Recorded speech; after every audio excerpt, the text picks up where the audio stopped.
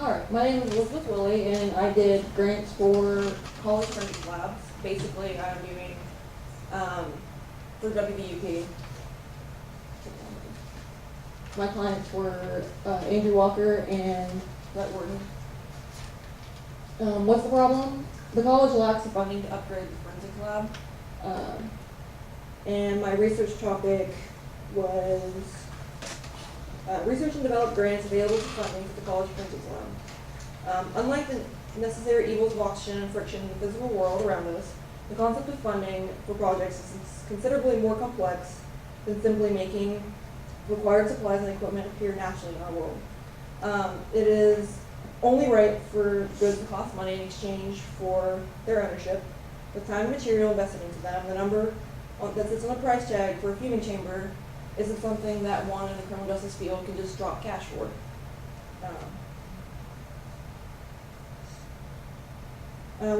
Where oxygen is generally given to us as a byproduct of plants, which allow us to breathe and curse us with aging bodies, most projects and programs rely on the generosity of organizations and for grant funding. The research conducted for this project was to determine grants available with similar goals of this college and for the forensics labs, and assist the criminal justice program as a whole. It provides the research to begin development on a grant that would fit the needs of the school in question by providing means to purchase new equipment and create flexible curriculum options for final projects for seniors. The goals. I researched grants available. I developed a proposal for a grant, expand and furnish the forensics lab, and provide more hands-on learning. The grants available right now, there's one on grants.gov. It is the Research and Development in Forensic Science for Criminal Justice, and it actually doesn't close until February of next year. It is the NIJ seeks proposals for basic or applied research and development projects that will, one, increase the body of knowledge to guide and inform forensic science policy and practice, two, lead to the production and use of materials, devices, systems, or methods that have the potential for forensic application. And then the other one is the Laura and John Arlen Foundation. They are a philanthropist group that makes strategic investments in criminal justice education, evidence-based policy, innovation, public accountability, and research integrity. This foundation has actually awarded many recipients in the criminal justice field with funds to further their goals. An example of a grant that's out there now. In 2014, Jamestown Community College in New York received a $125,000 grant, and it was used to establish a regional three-dimensional forensic program, which is basically, it was provided by the Appalachian Regional Commission. It will expand the criminal justice and protective service programs to provide a strong forensic laboratory component that replicates real-life crime scene investigation experiences. The IRC grant enables the college to purchase skeletons and use of anthropology in criminal justice classes, helping students to better integrate and apply their learning. Upon further research, I did learn that West Virginia is in the ARC region, so that would be an option. I'm not sure. I couldn't really find anything else about that grant, or not even the website for the college had images of any finished projects or anything. The proposal I did, it has 3 phases. This can be broken down into equipment, field, and power. This is just a estimated cost. It's better to go higher than lower, about $500,000. 70% would go to the equipment, 15% for field or hands-on, and then 15% for manpower. The cost will be further determined to fit the college's needs. It would provide more wiggle room if you had $5,000 or $500,000. The reason the lump sum of the cost goes to equipment is due to the fact that so much of our equipment is either out of date, busted, or we don't really get to use it that much. The equipment would extend beyond larger, more expensive equipment, such as fume hoods, mapping equipment, and drying cabinets, but also include the basic tools and supplies we might need, regular replacement of our large stockpiles, like cameras, maybe ballistics dummies, evidence collection bags. The essentials, but basic supplies are often overlooked as an asset when it comes to budgeting and the results, such things as dried out ink pads for fingerprinting. The field portion, while obvious use of equipment, it breaks down further. 15% of the total sum should be put forward to the actual physical recreation of cold cases or crime scene or scene recreations. It would provide for the supplies needed to build simulation areas, basic construction such as plywood, carpet, drywall that we easily put together and take apart, to close off areas and use walls, flooring would be altered in different places for different cases. And then the last 15% would go towards payment of manpower, which would be for those who lead the lessons, the recreations, such as professional builders and any other personnel outside the student body. An overarching goal of the grant would be to provide an entirely new course to the recipient school that would provide first hands-on experience and require use of critical thinking as part of the student, thinking on part of the students. When it's not expected that every single student comes to the perfect conclusion with their results on the scene. It offers experience wherein they would be required to take the role of professionals, examining things up close and personal, and actually taking in part of the actions, and they would actually leave the school and go into the criminal justice field to help better them. And I did break down the budget. The larger equipment, which would be like fingerprint development chambers, which cost between $10,000 and $11,000. Fume hood, which is between $5,900 and $8,400. And then there's a video microscope, which is runs almost $7,000. And then you have your basic equipment, fingerprint pads, ballistic dummies, crime scene kits, evidence collection kits. The ballistic dummies, they can range between $200 and $800, depending on what all whistles and bells you want. If you want them to have organs, if you want them to have fake blood, so you can do wound recreations. If you want to smack it on the head with a baseball bat.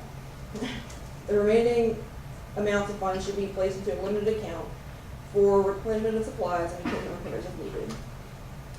And then the hands-on. This grant will focus on providing practical experiences in the field of criminal justice. It is not only fulfilling some sort of criteria, it's just not giving professors involved a job or students credit hours. It's offering the real experience that would ultimately lead to more qualified officers, investigators, and detectives that are likely entering the field that goes before them. And then the curriculum, it would be a minimum of 3 created crime scenes. This would provide practice, collecting evidence, examining the scene, coming to a conclusion about what happened in the scene and what is available without witnesses, all of which would be in preparation for the final project. The final project would be a recreation of a cold case, local or otherwise. It would involve would be a theory about what they believe to have happened, expressed through a paper and presentation, with every point needing to be backed up by some sort of evidence. This would offer a chance to get to examine actual evidence and files, and potentially offer what may be ultimately a crack in a case long forgotten. This would include the involvement of the law enforcement officers on the case, because a lot of them don't have funding to continue the research these. And then you could do cross-curriculum opportunities, which you could involve the theater or art department, theater students to play the roles of the witnesses, criminals, and victims. Art students working together to design a room with the professors and professionals, otherwise create the scene and create furniture or decorations that would be placed in the Fox rooms. And then you have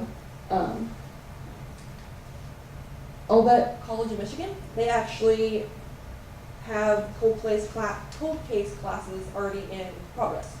A retired officer turned professor had never seen such a program before, and he decided it would be a great opportunity to gain a fresh look on cases that are left cold. It helps when the local departments originally in charge of the investigation don't have the funding or means to pick up the cold case again. And all credible information and requests for things such as interviews are turned over to the applicable authorities to either update the case or pursue entirely new leads. The problems that you would face, obviously, be approval from the school. Initially, this would need to be cleared with the school and any other required overheads to even accept the proposal as a potential course, which would require extra scrutiny and its value to be used as a capstone alternative for a particular branch of the degree. This would also include finding professors to lead and be involved in the course. This would include finding and managing space for the creations and recreation of scenes, storage, and equipment for the lab. Beyond the school, you have law enforcement involvement. The organization, those organizing and taking care of the course will need to be involved in local law enforcement and any other law enforcement involved if the chosen cold case is under a different jurisdiction. This could impede time the officers could be working or on their personal time. But as students are taken in as interns in various departments, it is very possible that these professionals and their respective departments could take involvement with the students to newly established courses. Security would also be a huge factor, especially with the cold cases, versus just creating a fake crime scene that has no legitimacy in the law. While it would give a fresh look on the real case, this is large and legitimate concern, and it measures to be taken to prevent any leaks of confidential information. Be required to sign a non-disclosure agreement, and sharing of any information is deemed classified would be the failure of the class and a possible criminal prosecution. And then how is this helpful? The proposed course centered around creation and reevaluation of crime scenes would be able to work as an alternative to the traditional capstone project in the criminal justice program for students who take a path involving investigations and field work. As Battle Creek Police Chief Jim Blocker said, in reference to the Old State College already taking part in a similar program, if we can't trust these future leaders in law enforcement, we're in a worse situation than we thought. And in the conclusion, basically we have to apply for grants, find grant funding. The development of the grant is by no means a fix-all. It would provide practical knowledge, real-world experience, and raise interest in the criminal justice program. Funding is a problem that plagues nearly all programs and organizations within and outside of the academia. Criminal Justice Department as a whole, West Virginia University, Parkersburg is no stranger to the restrictions on tightening budgets and not being allocated the funds deserving of the department in its size and in comparison to that of others in the school. This grant, if given and implemented responsibly, as suggested in the outline, has the potential to create not only some of the greatest minds and most experienced members of the future criminal justice world, but also assist existing law enforcement in bringing a close to cold cases and perhaps bringing justice to a few victims that may otherwise have not been given such an opportunity.